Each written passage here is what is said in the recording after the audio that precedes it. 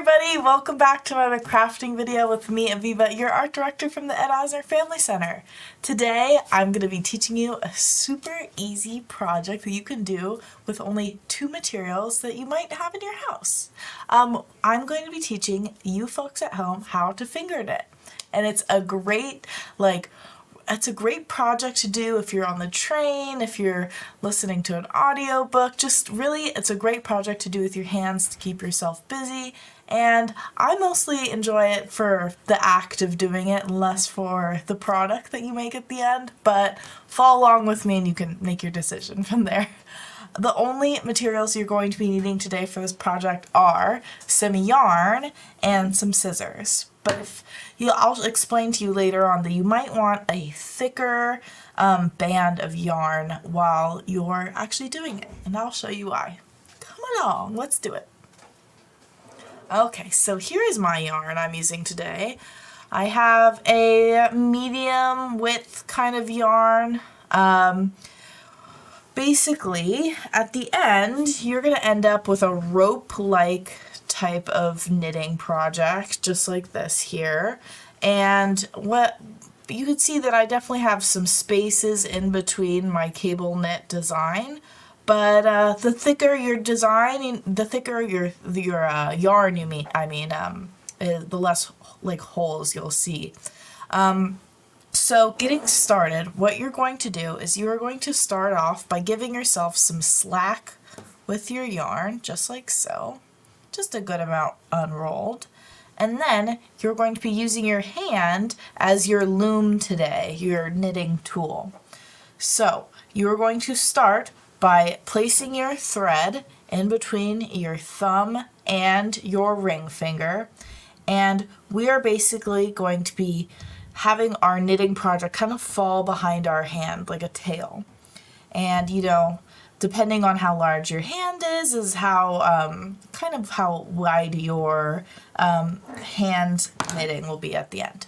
So starting with our string between our 2 fingers, I'm going to take my string that's connected to my ball of yarn, and holding this part tightly, I'm going to go behind my ring finger, over my middle finger, under my ring finger. Oh, I guess this is my ring finger. This is my pointer finger. Pointer, index, ring, pinky. So we're just kind of going back and forth. So under, over, and then going back around behind the pinky and doing the same thing. Under the pinky, over the ring, under the index, and over the pointer finger. And so you should have 1 loop on each finger. And so now that you've got that started, you're going to do that 1 more time. Over, under, over, under, over, under, over. So you should end up like this with 2 loops on each finger. And then holding this second string connected to your yarn kind of tightly here. You don't want to do it too tight, or this step might be a little bit tricky. So we're going to take our bottom loop and just kind of lift it over our finger and kind of release it off of the end here. So we're going to do that starting from the pinky, and you're just going over your finger with that bottom loop, just like that. Just kind of releasing, and then at the end you should end up with just 1 loop.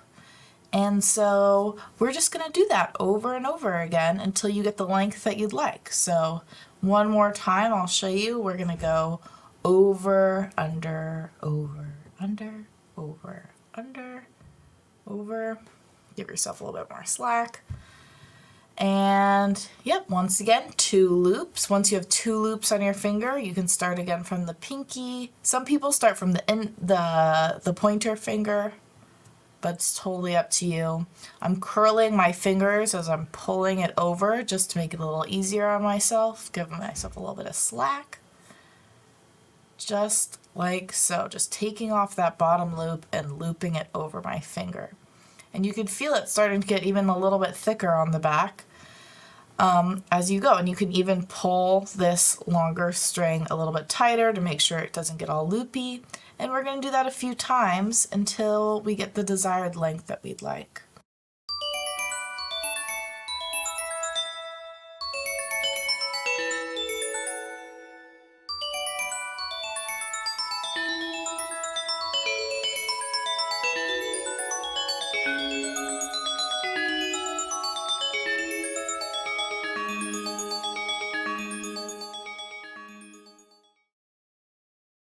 I've got some length on it here. So you could do that as many times as you like and kind of like end it where you'd like it, like where you like the length that it's like kind of become. So what you're going to do now, I'm just going to show you how to end it here. What you're going to do is you should still only have one loop on your hand. Don't go on to like, you know, wrapping it one more time. We're just going to have it like this. And then taking our string that's connected to our ball of yarn, we're just going to give it a little cut, give it a good amount of space, maybe about like a foot.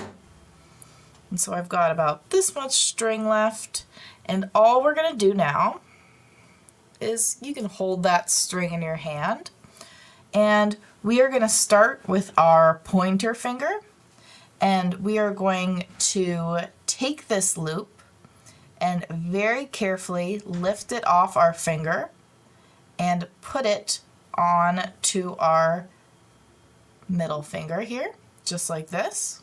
And then, like we've done before, we're going to take that bottom loop and lift it over, and we're going to do that for every finger, taking our single loop, bringing it over to the next finger, lifting over that bottom loop, bringing it over to the next finger, lifting off that bottom loop, and then you should end up with one little loop on your pinky, and then very carefully slide that off.